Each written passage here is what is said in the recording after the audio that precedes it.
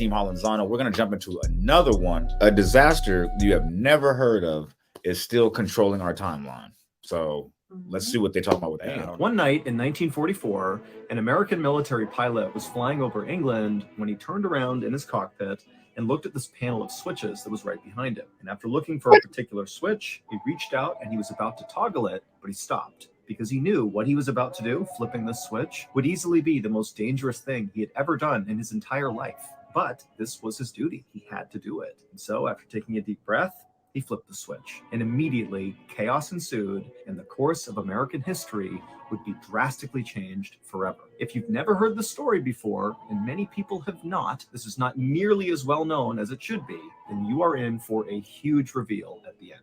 But before we get into that story, if you're a fan of the strange, dark, and mysterious, here we go, man. He's going to tell us how to hit that like button, but it's going to sound crazy. So tell me if it makes sense to y'all, because we don't really be understanding it. No.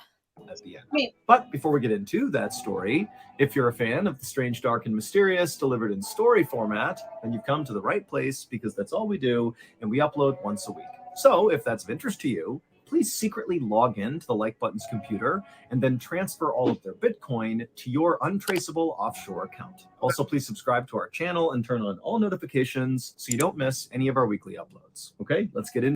Well, to be honest, that one made sense. Yes. That one's a little easier to understand. That one. To today's story.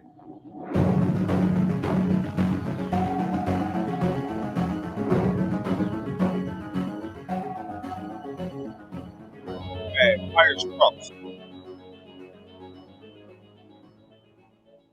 At around 5:30 p.m. on the evening of August 12, 1944, a young American military pilot named Joe walked out of his quarters on his base in England where he was stationed. And as soon as he was outside, he lit a cigarette to calm his nerves, and as he smoked the cigarette, he began walking towards the huge hangar on the other side of the base where his plane was waiting for him. Joe had been preparing for this night for weeks.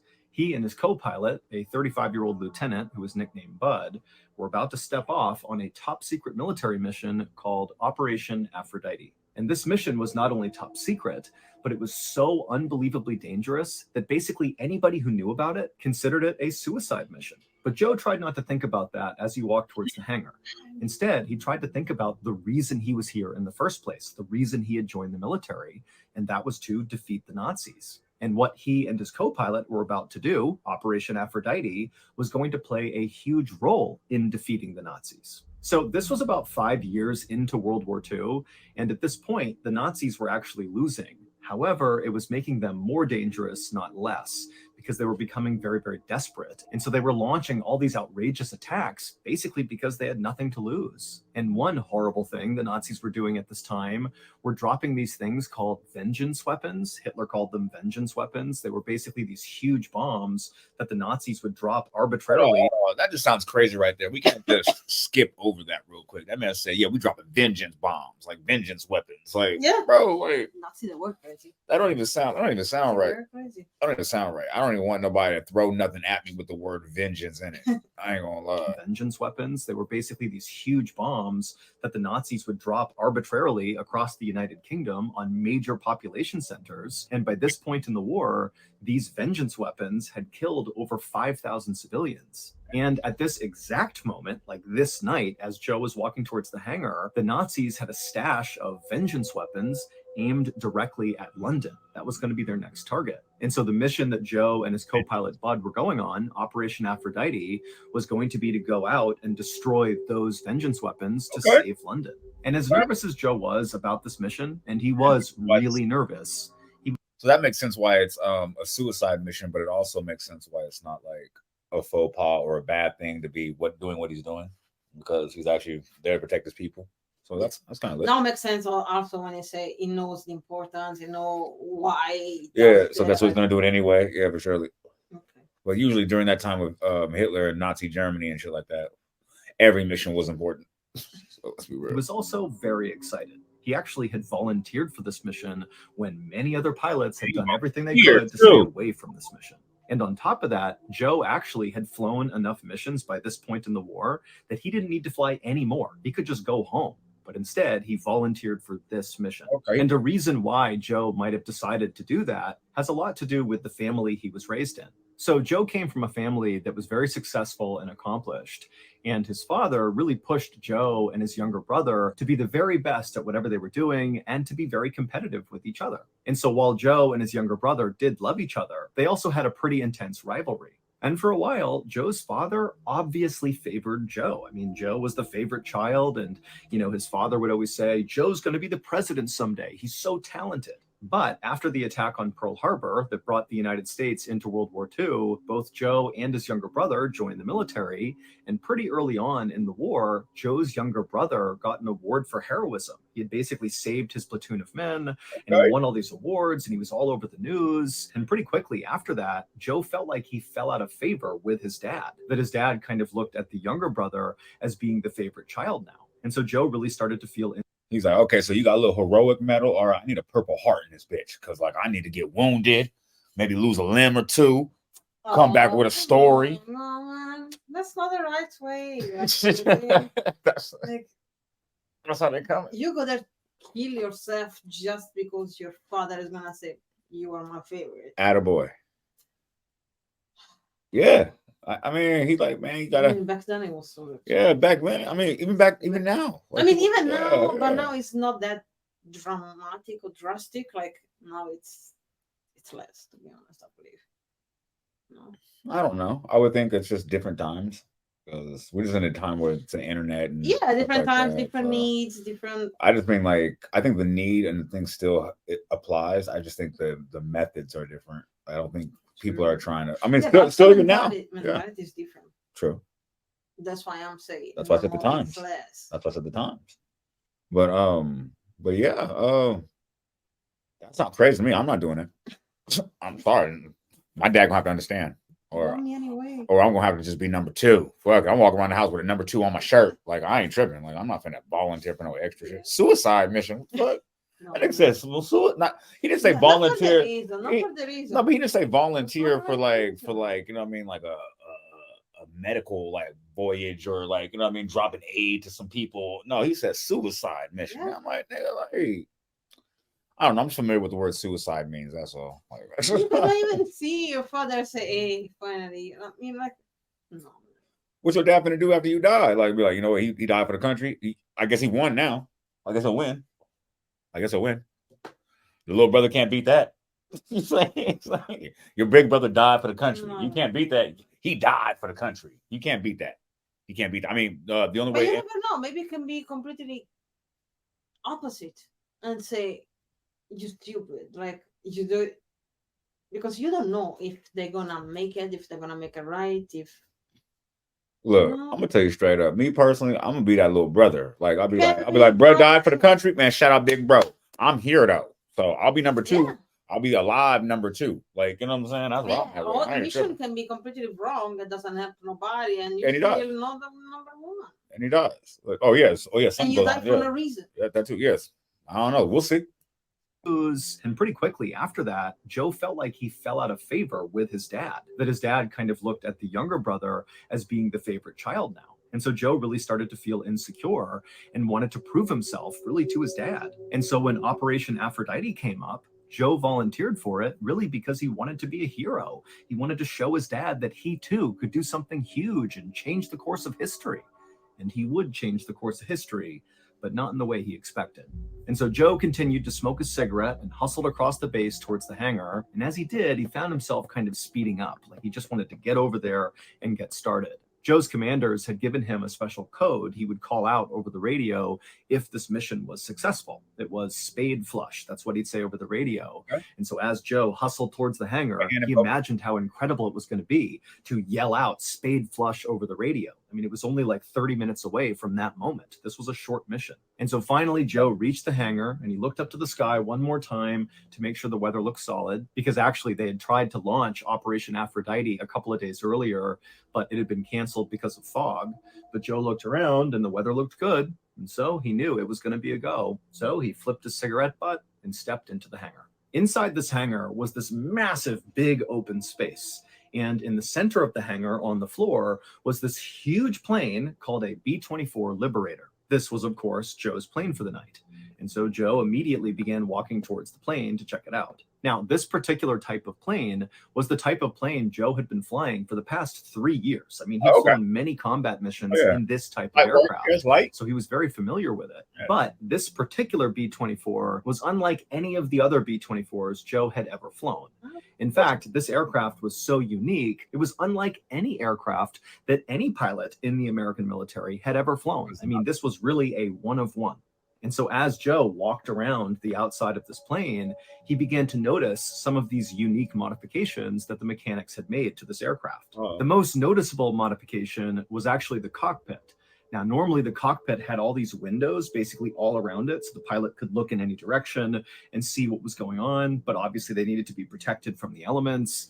But this B-24 had all the glass removed except for one pane of glass, basically right in front of where Joe would be staring, just like a single windshield.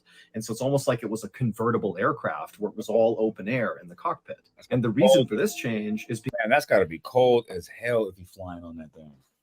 I don't even know how high in the air is, but that's going to be cold.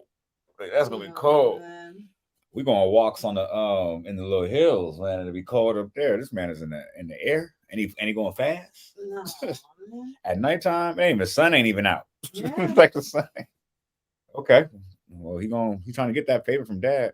Because Joe and his co-pilot, during the course of this top secret mission, Operation Aphrodite, they would have to jump out and parachute to the ground. And so by having this all open, it would allow them to do that much easier. And then another big modification to the B-24 is the guns that were normally located on the outside of the aircraft were gone, and they were replaced by broomsticks painted black to look like guns at a distance. Why? But the visible changes to this particular B-24 were nothing compared to the... Is that why they call it a suicide mission? Because it was like, we took all the guns and gave you some brooms to look like guns. Like, why are we taking the guns?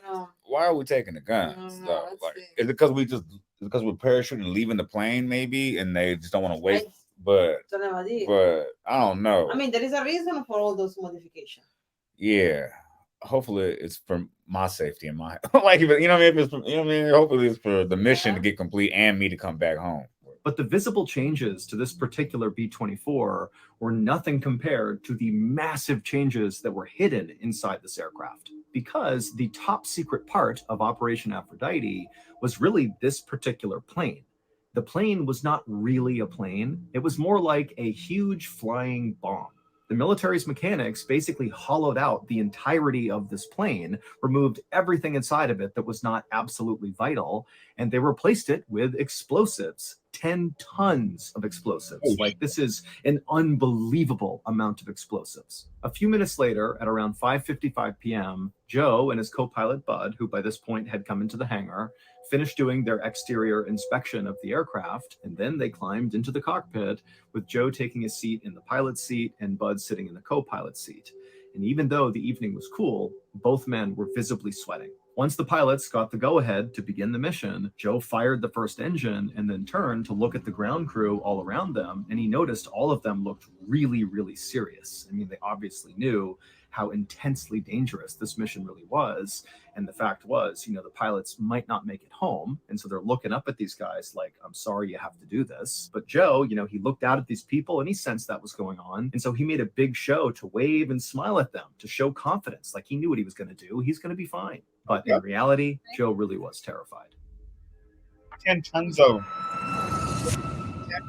bombs. In about 10 first are handing out colorless books from the strange. I just want to say, Mr. Ballin, we appreciate you letting us do reactions, and we rock with the content, but we just don't like to watch commercials. I apologize. But anybody else can actually, the links for all his story, the original story, and his actual merch and everything like that will be in the links in the description.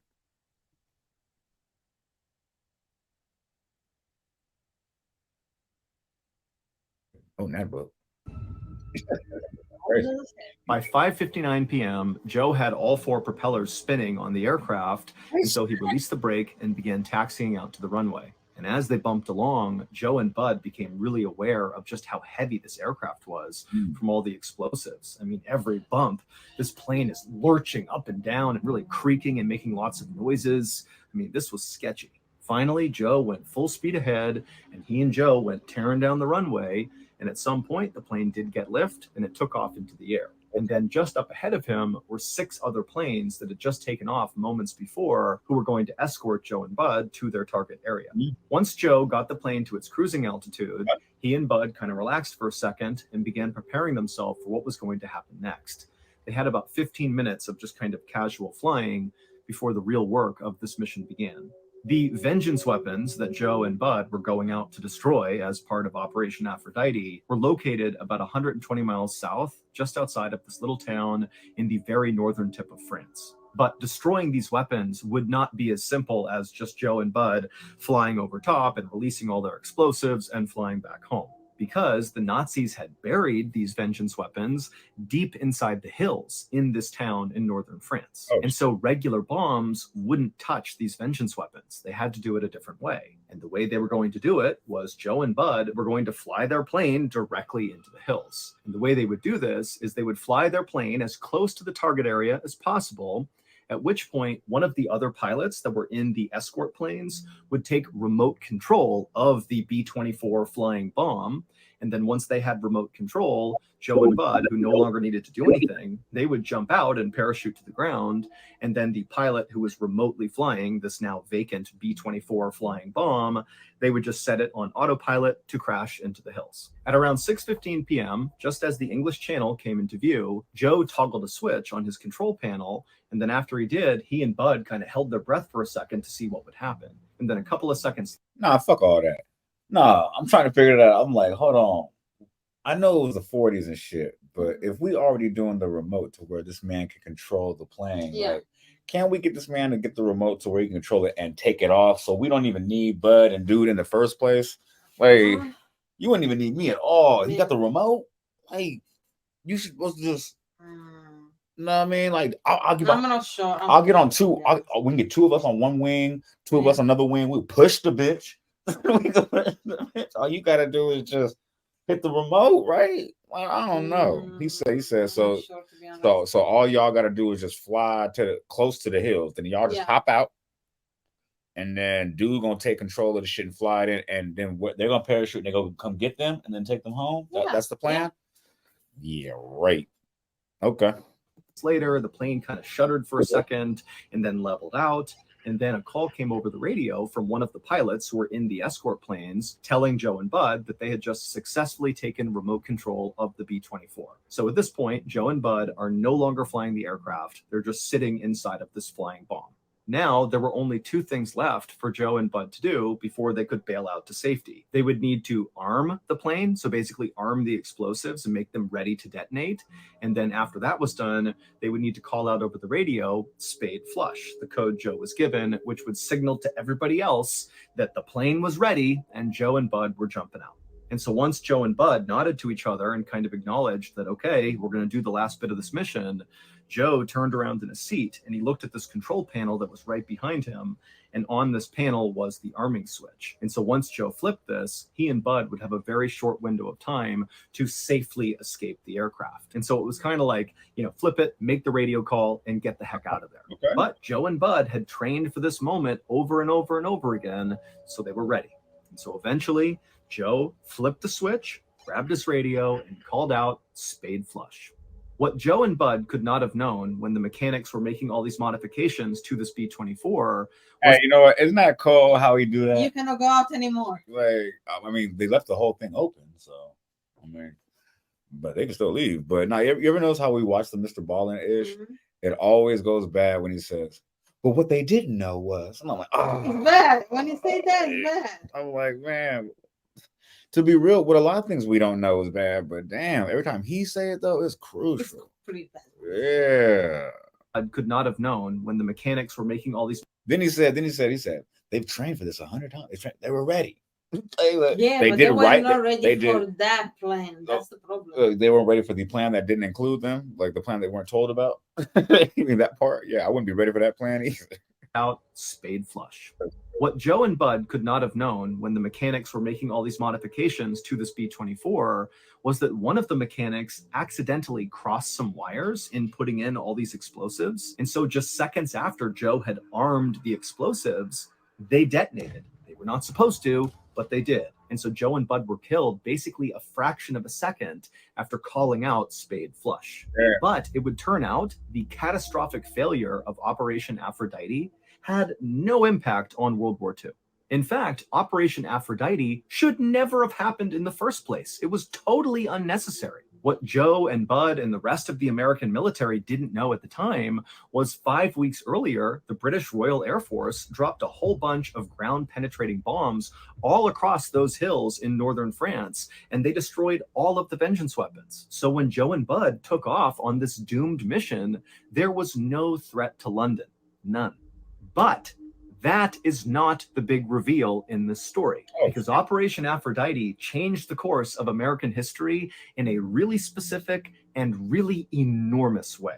Because Joe, whose full name was Joseph P. Kennedy Jr., was a member of the very famous Kennedy family, a big-time political family in America. And at the time, the Kennedys were all saying, Joseph is going to be the next president of the United States. And everybody believed it. He was going to be the guy. But then, of course, Operation Aphrodite changed all of that because Joseph was killed. And so the war would end about a year later. And when it did, Joseph's younger brother, John F. Kennedy, who won that award for heroism and got a Purple Heart early on in the war, and he kind of became a war hero, which prompted Joe to volunteer for Operation Aphrodite. Yeah, John would begin his unbelievable political rise. And by 1960, John F. Kennedy, JFK, would become the 35th president of the United States, even though he wasn't supposed to. He was the second choice. It should have been Joe. Me either, actually. As I mentioned earlier, that's crazy, man. That's another one that was just like left field, super crazy. I was not expecting them. Right. That's why we like watching the Mr. Ballin episodes, because they always be left field to be hitting crazy.